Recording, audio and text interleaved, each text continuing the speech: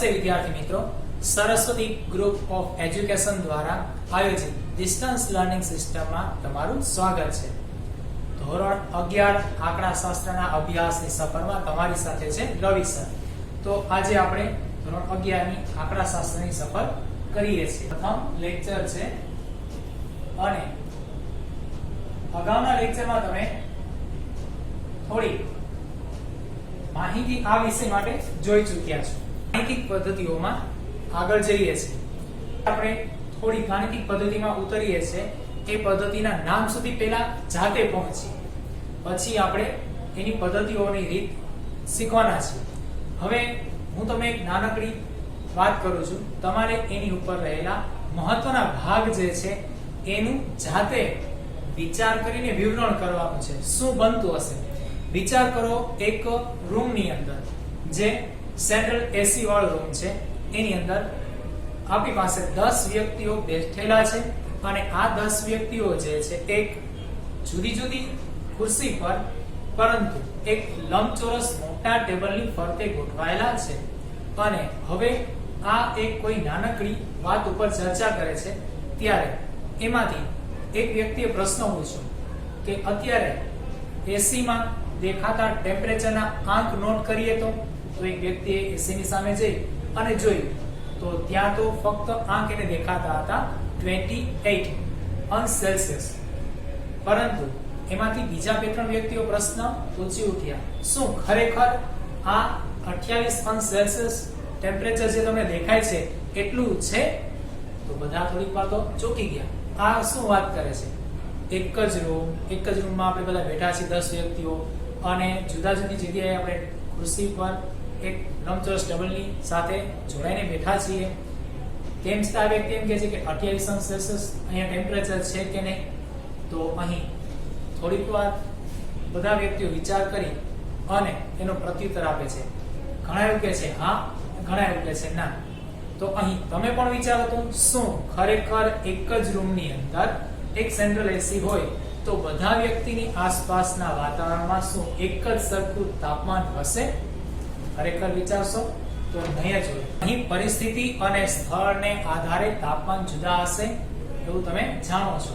જેમ કે કોઈ એસી વાળા એટલે કે જ્યાં એસી અત્યારે ચાલુ છે, ઓન કરી રાખેલું છે, એવા રૂમની અંદર એસી નું વાતાવરણ બની ચૂક્યું છે, એવા રૂમની અંદરથી તમે ડાયરેક્ટલી ડોર ઓપન કરીને બહાર નીકળો છો તો તમને અહેસાસ થાય છે, મહેસૂસ થાય છે કે બંને વચ્ચે ટેમ્પરેચરમાં કેવડો તફાવત છે। આ જ વાત પેલા વ્યક્તિઓને મહેસૂસ થતી હતી, પણ એકદમ માઇનર, એકદમ બારીકાઈથી જ્યારે જોવે ત્યારે બસ આટલી હદે આપણે ઊંડાણમાં શા માટે જવું છે? તો ખરેખર આ બધી પ્રક્રિયાઓની આપણને આવશ્યકતા છે જ। એ ઊંડાણપૂર્વક વાત આપણે આગળ કરશું, પરંતુ ત્યારે મુખ્ય ઉદ્દેશ ઉપર આવી। હવે અહીં વાત એવી બની, એક વ્યક્તિ કે મને 27 અંશ સેલ્સિયસ મહેસૂસ થાય છે, એક કે મને 30 અંશ સેલ્સિયસ મહેસૂસ થાય છે। તો આ વાત સાચી છે, ટેમ્પરેચર એ સ્થળની પરિસ્થિતિને આધારે અને ધીમે ધીમે પ્રસરતું હોય છે અને બદલાતું રહેતું હોય છે, એને કારણે આ વાતાવરણ ઉપર એની અસર દેખાડે છે। બીજી વસ્તુ, આપણું બોડીનું ટેમ્પરેચર પણ ત્યાં અસર કરતું હોય છે। તો વિચાર કરો, એક જ જગ્યા ઉપર ઉપસ્થિત રહેલા વ્યક્તિઓમાં તમને એક જ સરખું તાપમાન હોવા છતાં જુદા જુદા અંક જોવા મળે છે। હવે અહીં કોઈ આવીને પ્રશ્ન પૂછે કે અત્યારે હાલમાં જણાવો કે તમારા રૂમનું ટેમ્પરેચર કેટલું? તો એટમોસ્ફિયર પ્રમાણે તમને અહીં કોઈને કોઈ મગજમાં શંકા જશે કે હવે ખરેખર અંક હું કયો કહું? હમણાં વાત થઈ એ પ્રમાણે તો આનું નિવારણ કઈ રીતે કરશો? આપણે એ બાબતને કઈ રીતે સોલ્વ કરીએ? તમને ધોરણ 5, 6, 7 માં ઘણા બધા વ્યક્તિઓ પ્રશ્ન પૂછતા કે ભાઈ મારા મિત્રો 5 છે અને પાંચેય મિત્રોના હું તને વજન કહું તો મને એનો સામાન્ય વજન જણાવીશ? ચલો કઈ લાઈટ થઈ, હજી આગળ જાઉં છું। મમ્મી બજારમાં ગઈ હોય, વસ્તુ લઈને આવે, ડાયરેક્ટ એવું જ કહેશે કે ભાઈ મેં આ તો 2000 રૂપિયાની ખરીદી કરી નાખી। શું વિચારો તો, 2000 રૂપિયાની ખરીદી કરી, કોઈ એક જ વસ્તુ લાવી હશે, 2-4 વસ્તુ લાવેલી હશે કે વધુ વસ્તુ લાવેલી હશે? શું 2000 રૂપિયા બાકીની વસ્તુ પાછળ ખર્ચ થયા છે કે એક જ વસ્તુ પાછળ ખર્ચ થયા છે? ઓકે, તો અહીં તમે જ્યારે આ બધી પ્રકારના માપ સાંભળો છો, એ માપ તમારા કેવા છે? સરેરાશ માપ। ચોક્કસથી તમારા માઇન્ડમાં વાત આવી ચૂકી હશે અને તમારી પાસે એક શબ્દ હતો સરાસરી। એકદમ રાઈટ. સરાસરી એ તમારી સરેરાશ છે ને ત્યાંથી શરૂઆત કરીએ છીએ. તો આજે આપણે લઈએ છીએ ચેપ્ટર નંબર 3 મધ્યવર્તી સ્થિતિના માપ. તો આપણી શરૂઆત ગાણિતિક ચેપ્ટર નંબર 3 થી કરીએ છીએ. ચેપ્ટર નામ છે મધ્યવર્તી સ્થિતિ ના માપ. તો વિદ્યાર્થી મિત્રો, આગળ શરૂઆત કરું તે પહેલા એક નાનકડી વાત કરી દઉં. હવે અત્યાર સુધીમાં તમે ઘણી બધી પદ્ધતિઓથી અભ્યાસ કરતા આવ્યા છો, પરંતુ અહીં હું એક વાત કહેવા માંગીશ. જ્યારે પણ નવો કોઈ પણ જાતનો અભ્યાસ કરો ત્યારે સૌપ્રથમ નામ, ત્યારબાદ નામનો અર્થ, ત્યારબાદ એનો ઉપયોગ એ જાણી લેવાથી આપણો અભ્યાસ એકદમ સરળ થઈ જશે. આ વાતને હવે ગ્રહણ કરી લેશો અને યાદ પણ રાખશો. બીજી વસ્તુ, જ્યારે પણ તમે આટલું જાણી લ્યો છો ત્યારબાદ તમારે એનો અભ્યાસ શરૂ કરવો છે, તો એ પ્રકરણની અંદર તમારી પાસે અભ્યાસની સૂચિ કેટલી છે, એટલે કે અભ્યાસની અંદર આવતા મુદ્દાઓ કેટલા છે એ તૈયાર કરી લેવું. અથવા તો બીજી ભાષામાં કહું તો એ પ્રકરણની અંદર આવતા અભ્યાસના મુદ્દાઓને અલગ અલગ નાના ભાગમાં વહેંચી દેવા, જેથી કરીને આખા પ્રકરણની અંદર શું આવે છે એનો આપણને એકવાર અંદાજ આવે છે. ભલે આવડે કે ના આવડે પછીની વાત હતી, પરંતુ અંદાજ આવી જશે. તો મિત્રો, આ વાત તમે હવેના દરેકે દરેક અભ્યાસ વખતે યાદ રાખશો અને એનો અમલવારી પણ કરશો. ચલો, તો અહીંયા એ જ વાતને આગળ વધારું છું. જેમ કે મધ્યવર્તી સ્થિતિના માપ. મધ્યવર્તી, ચલો મધ્યવર્તી એટલે તો કઈ એ માપ એવું છે કે જ્યાં શબ્દ આપે છે મધ્ય. મધ્ય એટલે સેન્ટરમાં આવતું હોય તેવું, હા. કેન્દ્રમાં આવતું હોય તેવું, હા. માધ્યમ ચેન છે, પરંતુ શબ્દ એનું એ છે જ્યાં સ્થાન મધ્યમાં હોય તેવું. એ જ વાત છે મધ્યવર્તી સ્થિતિ. સ્થિતિ એટલે પરિસ્થિતિની જ વાત છે. કોઈ પણ જાતની પરિસ્થિતિ હોય. હમણાં થોડીક સમય પહેલા બે ઘટનાઓ તમારી સામે હતી, એ વાત હતી સ્થિતિની. અહીં મધ્યવર્તી સ્થિતિના માપ આ પ્રકરણમાં મારી પાસે જે છે એને હું દર્શાવું છું, જેમાં સૌથી પહેલા આવે છે મધ્ય. તમને દેખાતું હશે. ચલો બીજું આગળ લઉં છું તો મધ્યસ્થ. હજી આગળ વધુ તો બહુલક. તો મિત્રો, આ જોઈને તમે એવું કહેશો, સર અમને તો આવડે છે, ધોરણ 10 ની અંદર તો શીખી ગયા. હા, એકદમ સાચી વાત. ધોરણ 10 ની અંદર શીખી ગયા. આ એ જ વસ્તુ, એ જ પાયો છે. પરંતુ હવે એ પાયા ઉપર આપણે નવી બિલ્ડિંગો ચણવાની છે. એટલે એનો મતલબ એવો કે આ પદ્ધતિની અંદર થોડું અંદર ઊંડાણપૂર્વક ઉતરી અને કંઈક નવું શીખવાનું છે અથવા તો નવું બનાવવાનું છે. એટલા માટે આપણે આનો આગળ અભ્યાસ કરીએ છીએ. તો આ બધા જ માપ જે છે એ છે મધ્યવર્તી. મધ્યવર્તી એટલે કેવું? કેન્દ્રીય માપ દર્શાવતું હોય તેવું, કેન્દ્ર તરફ લઈ જતું હોય તેવું. એટલા માટે આ બધાને મધ્યવર્તી કહેવાશે. એકદમ સારાંશથી કહી દઉં, મધ્યક શું કરે છે? તમારી કિંમતનો મધ્ય સારાંશ રૂપ કિંમત જે છે એ દર્શાવે છે. તો મધ્યક શું કરે છે? સ્થાનને આધારે કેન્દ્રીય માપ આપે છે. તો બહુલક શું કરે છે? બહુલક જે છે એ સૌથી વધુ વખત કિંમત જે આવતી હોય, એટલે કે કિંમતને મહત્વ આપે છે. વધુ ને વધુ પુનરાવર્તિત કિંમતો જે છે એને મહત્વ આપે છે. એને કારણે એનું મધ્યવર્તી સ્થિતિ માપ તરીકે અહીં અભ્યાસમાં સ્થાન છે. તો આજનો આપણો અભ્યાસનો પહેલો મુદ્દો છે મધ્ય. શરૂઆત કરીએ છીએ વ્યાખ્યાય શબ્દોથી. બધા અવલોકનો ની કિંમત ના સરવાળાને કુલ અવલોકનો ની સંખ્યા વડે ભાગતા મળતા માપને, મિત્રો માપની જગ્યાએ શબ્દો વાપરી શકાશે કિંમતને, મળતા માપને અથવા તો કિંમતને સરેરાશ કે મધ્યક કહેવાય છે અથવા તો કહેવામાં આવે છે. તો એકદમ સાદી સરળ વ્યાખ્યા પુનરાવર્તિત કરી દઉં છું. બધા અવલોકનોની કિંમતના સરવાળાને, હવે આ બધા અવલોકન એટલે આપણી સાથે ઉપસ્થિત હોય, આપણી પાસે જે પહેલેથી આવેલી કિંમતો છે એ છે. જેમ કે આગળ વાત થઈ હતી, કંપનીઓ બધી પ્રકારની માહિતી મંગાવે છે, સર્વે કરાવે છે, તો એની પાસે જે કિંમત આવી હતી તેની વાત છે. આ કિંમત તૈયાર નથી હોતી, ફક્ત આંકડા જ હોય છે. આ બધા અવલોકનોની કિંમત ના સરવાળાને કુલ અવલોકનો વડે, એટલે કે પેલા બધી કિંમત લો, એનો સરવાળો કરો. હવે એ સરવાળાને તમારી કિંમતની કુલ સંખ્યા જે છે 2 4 5 6 8 10 વગેરે એ અવલોકનોની કુલ સંખ્યા વડે શું કરવામાં આવે છે? ભાગવામાં આવે છે. એટલે કે ભાગતા મળતા માપને અહીં માપ શબ્દ એટલા માટે આપેલું છે, મધ્યક એ ખુદ પોતે માપ છે, તો એ માપને આપણે કહીશું સરેરાશ કે મધ્યક. મિત્રો એકદમ સરળ વ્યાખ્યા છે.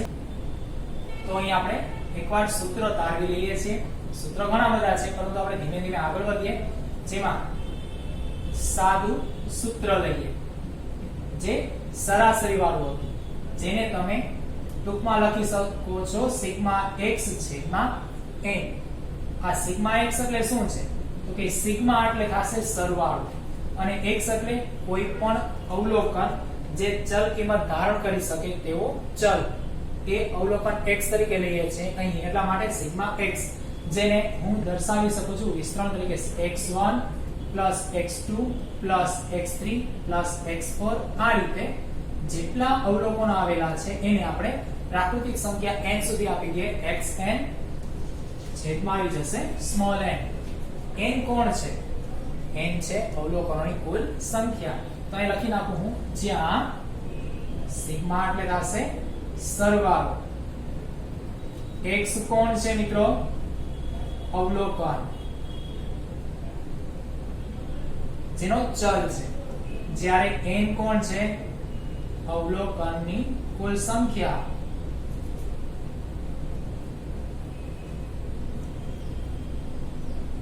હવે આપણે આગળ વાત કરીએ. તો આ સૂત્રનો ઉપયોગ તમે ક્યારે કરેલો હતો? સરાસરી મેળવતા હતા ત્યારે. તો આજે એક કામ કરીએ, સરાસરીનો એક દાખલો ભણીએ, એટલે કે મધ્યકનો એક દાખલો ભણીએ, જેને બંને વાત એક જ.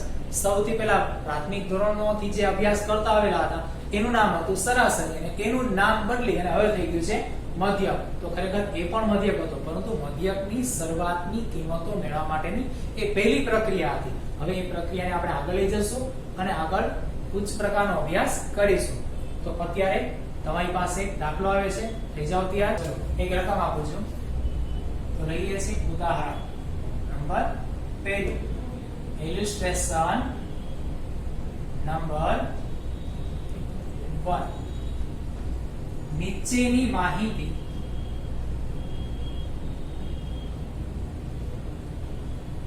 એક સ્કૂટર ના ગેરેજમાં સમારકામ માટે આવતા સ્કૂટર ની સંખ્યા દર્શાવે છે.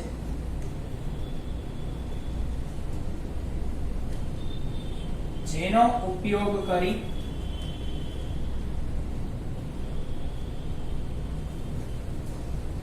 સમારકામ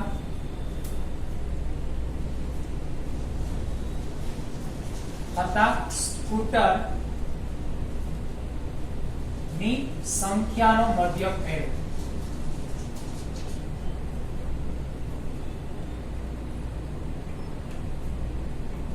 જે છે 7 13 4 6 9 10 4.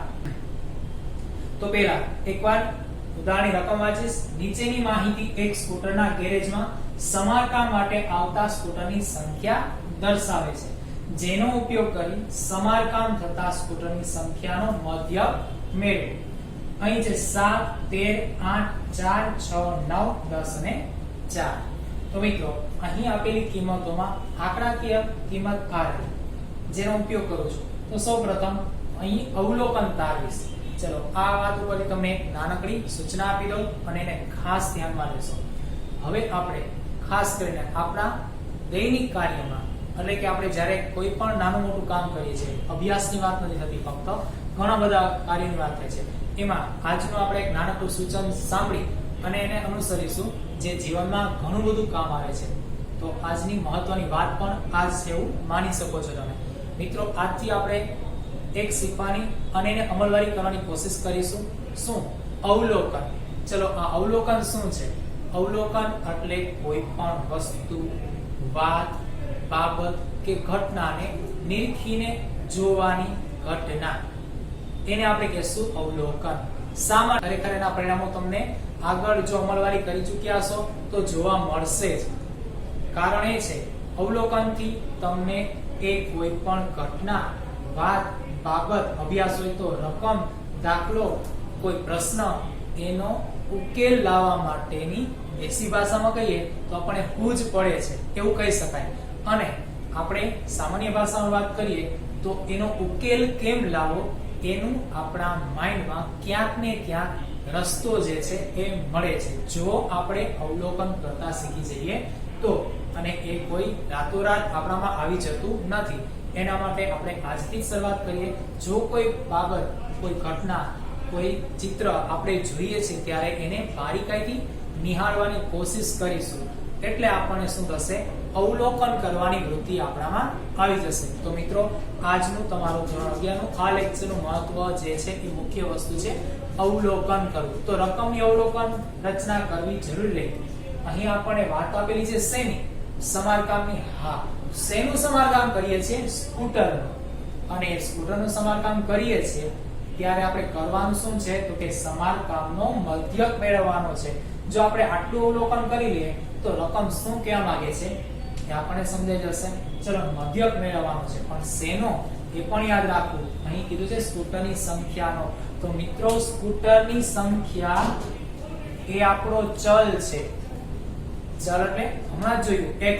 હા, નામ આપીએ છીએ x, કોઈ પણ બીજો પણ હોઈ શકે છે. તો અહીં આપણો ચલ છે સ્કૂટરની સંખ્યા. કયા સ્કૂટરની સંખ્યા? સમારકામ થતા હોય તે સ્કૂટરની સંખ્યા. અને અહીં આપેલા છે દિવસો પ્રમાણે 7, કોઈ બીજા દિવસે 13, કોઈ અલગ દિવસે 8. એ રીતે અહીં અલગ અલગ સ્કૂટરની સંખ્યા આપેલી છે. તો આ થઈ ગયું આપણું અવલોકન. છે ને બંને વાત એક જ. આ પણ અવલોકન અને અહીંયા પણ અવલોકન. અહીંયા શેનું અવલોકન કર્યું? અભ્યાસમાં આવતી દાખલાની રકમનું.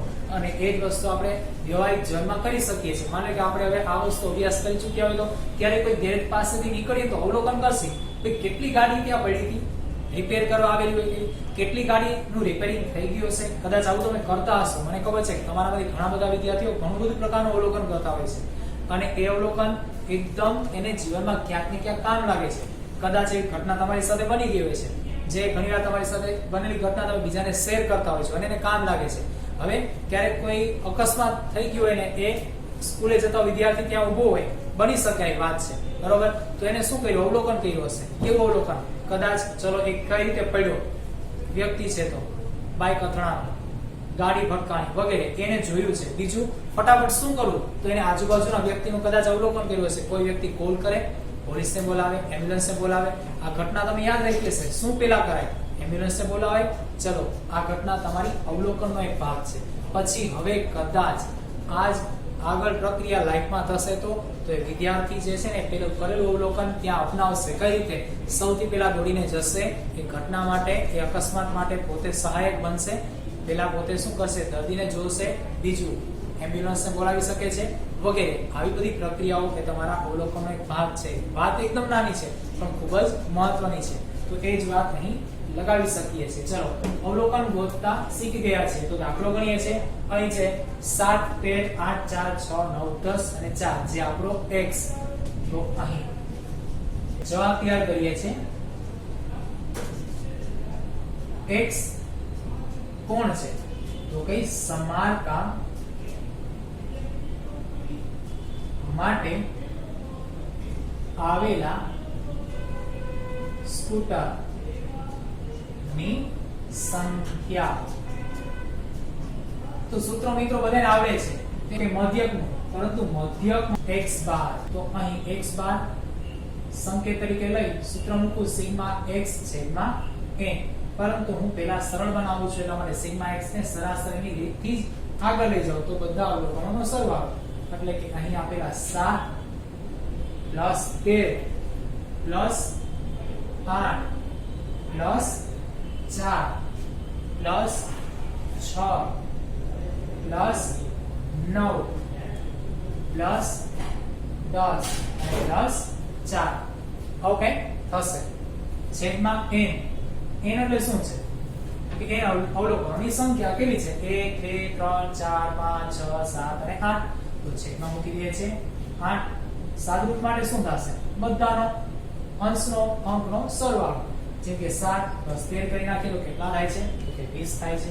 હવે આગળ અહીં 20 8 કરીએ 28 4 કરીએ 32, 32 માં 6 નાખી દઈએ 38, 38 જે છે એમાં પેલા 10 નાખી દો 48. હવે એને એક બાદ કરી નાખો કેમ કે 9 છે. આવી સાદી ગણતરી આ રીતે કરી શકાય. તો કેટલા આવી ગયા 48, 48 માંથી એક નાખો તો 47, 47 ને 10 57, 57 ને પ્લસ કરી નાખો 4 61. ચલો આ રીતે દાખલો ગણી શકાય છે. એને હવે 8 વડે ભાગવાના છે. આ એક સ્વરૂપ થઈ ગયું જે તમે જાણો છો, પણ બીજું સ્વરૂપ તો આ જે મેં લખ્યું ને એ મારે લખવાની આવશ્યકતા નથી. તો શું કરું, આ બાબત જે છે એનો અહીંથી દૂર કરી દો અને સીધો સરવાળો લખી નાખું તો તોય ચાલે. ચલો સરવાળો લખવો છે તો કઈ રીતે લખશી તો ભાઈ 7 13 20 આવી ગયા, 20 8 28 થઈ ગયા, 28 4 કરીએ છે 32 આવી ગયા, 32 6 કરો 38 આવી ગયા, 38 9 કરીએ 47 થઈ ગયા, 47 10 કરી નાખો 57 થઈ ગયા, 57 4 કરી નાખો જી કેટલા થાય છે 61. ચલો 61 છેદમાં આવે છે 8. ચલો ભાગાકાર લઈએ તો 61 ભાગ્યા 8 કરીએ. સાદુરૂપ તો એમને આપી શકાશે, બરોબર છે. ચલો અહીં જોવા જઈએ તો 8 7 56 સીધો ભાગ ચાલે છે, પરંતુ 61 છે 56 બાદ કરીએ કેટલા વધશે 5. ચલો 5 વધે દશાંશ ચિહ્ન પછી એનું લગાવવું પડશે કેમ કે 5 ભાગ્યા 8 થશે નહીં, બરોબર. તો કેટલા લઈએ તો 50 ને આપણે 8 વડે ભાગવાના છે. તો વિચારો કઈ સંખ્યા લેવાય 2 લેવાય 3 લેવાય 4 લેવાય, નજીકની હોય લેવાય. ચલો હું લઉં 8 5 તો ચાલશે હા, 8 6 તો કે ચાલશે હા, 8 7 થી ઉપર જઈએ તો હવે ચાલશે, 8 7 નહીં ચાલે. તો આપણે લઈએ છીએ 8 6 48. ચલો 50 માંથી 48 ગયા 2 વીઘા. આગળ મીંડું લગાડીએ 20. તો હવે આગળ જઈએ તો 8 તેરી 24 થઈ જશે, નહીં ચાલે, 8 દુ 16. હવે આગળ જો તો કેટલા વધશે 4 વધશે ને, 20 માંથી 16 બાદ કરીએ તો ચલો 4 વધે છે તો 8 5 ને 40. તો અહીં આવે છે 7.625, પરંતુ આપણે અહીં રાઉન્ડ ફિગર કરીએ છીએ 7.63. તો અહીં સરેરાશ સ્કૂટર જે છે એનું સમારકામ 7.63 થાય છે. અહીં સમારકામ થયેલા સરેરાશ સ્કૂટર કેટલા છે 7.63. તેથી અહીં સમારકામની સરેરાશ કેટલી થાય છે 8 સ્કૂટર. તો મિત્રો આ તમારો જવાબ 8 સ્કૂટર એ તમારી સરેરાશ છે. તો આ રીતે આપણે આગળ હવે સરાસરીના દાખલાના ઉદાહરણ પ્રમાણે દાખલા ગણવાના છે.